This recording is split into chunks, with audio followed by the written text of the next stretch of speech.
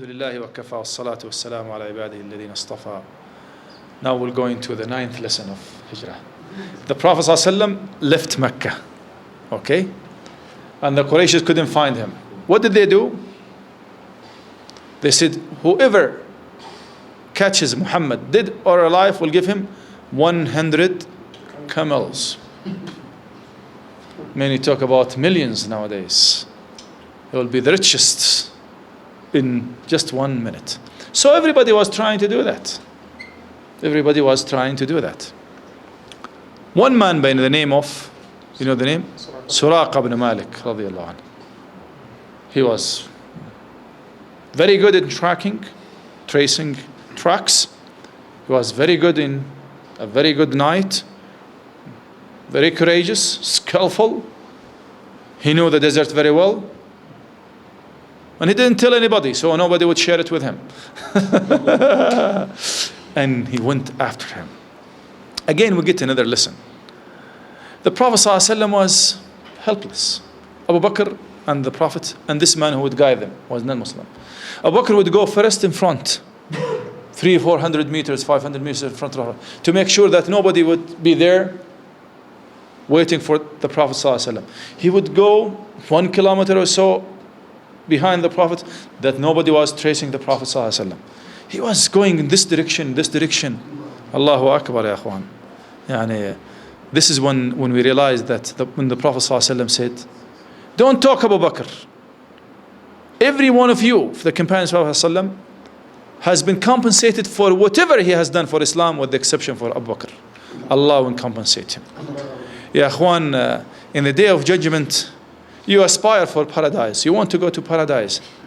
But for the sake of Abu Bakr, paradise is aspiring for Abu Bakr.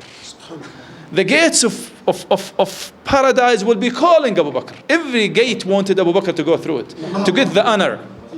Will be honored to go to paradise. But paradise is honored with Abu Bakr. Subhanallah. And somebody who is ignorant would talk about Abu Bakr. Subhan. Any of those people, I don't know what's they're all, it's not only nuts, they're not only crazy, they are not humans at all. Wallahi, to call those people human, not to mention Muslim, doesn't fit them. Okay? So, and look what happened when this man came, Suraqa. They saw him, were very close, able to catch them. The Prophet looked at him and smiled. Because now it is a real moment for the support of Mafi. We cannot do anything to you, guy. But we're not afraid. Allah is with us. Inna Allaha ma'ana. Inna Allaha ma'ana. 3 words. Enough to change the whole world. 3 words. Enough. And small words. Inna Allaha ma'ana. Maybe 10 letters. Inna Allaha ma'ana. Abu Bakr was afraid. He said, don't worry, Abu Bakr. Shh. The feet of the horse started sinking in the sand, and the man couldn't move. He said, oh Muhammad. He said, I'll pray for you 2 or 3 times. This man realized that his endeavor, his mission was endless, in failure. He just wanted to get anything, because he's not going to get the camels anymore. And he didn't want to tell anybody that he was able to get close to Prophet Muhammad ﷺ, not to catch them. And he realized even if he had told anybody, he wouldn't be able to. He saw something miraculous. No way. So he said, oh Muhammad, can't you give me anything? Just anything. And listen, brothers. Listen to what Prophet Muhammad ﷺ gave them. Something greater than all the camels on earth. Something unimaginable. Something that can never be thought of. And this is another lesson that we get from Hijrah. You don't have anything to give, but Allah has plenty to give. Revelation came to him. And he said, Suraqa, you will wear the bracelets of the greatest king on earth, of Khusro, the king of the Persians. This man is running away from me. And he's promising, he couldn't protect himself. He had to run for his life. And now he's promising the jewelry of the greatest king on earth. He had to believe because he has no way to disbelieve. He saw with his eyes what would make him believe. If Allah could help this man to do these things to my horse, and my horse would move to another place with no problem and come here after him, then, so this is another lesson that we get from Hijrah of Prophet Muhammad sallallahu alaihi wasallam.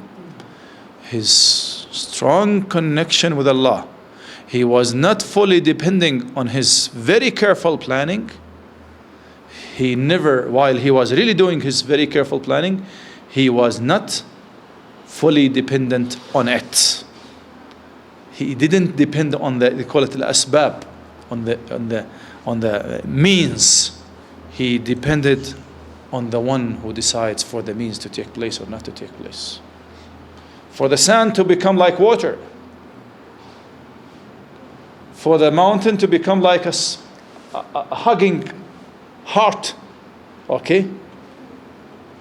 Now he's moving safely to Medina, and this man is going back with memories, with ideas, with promises that he couldn't tell anybody. If he would go to the people and say, I was able to catch Muhammad sallallahu alaihi wasallam, but he promised me the bracelets of they wouldn't believe him. They will say he's nuts. He didn't even tell anybody until later on, where that prophecy was fulfilled. Where that prophecy was fulfilled, not even in the presence of Prophet Muhammad sallallahu alaihi wasallam. That time the Prophet has already died, but Suraqa was there to see the prophecy with his own eyes. Hijrah continued, and the lessons of Hijrah can never, and even we spend like months talking here about, another scholar will come, he will analyze the Hijrah, will come with different lessons from Hijrah.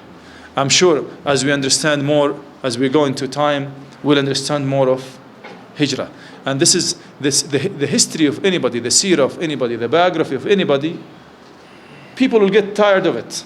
Well, they will know it.